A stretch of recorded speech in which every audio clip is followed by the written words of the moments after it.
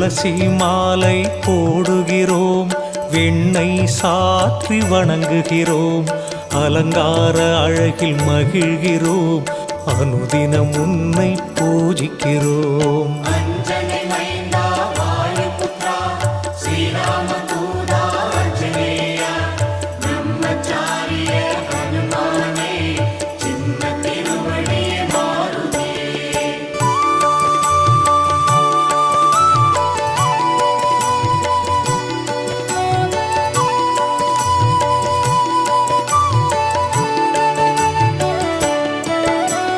வாராவாரம் சனிக்கிழமை வணங்கி மகிழும் பக்தர்களை திருவருள் புரிந்து காக்கின்றாய், வேண்டுதல் யாவும் தீர்க்கின்றாய்.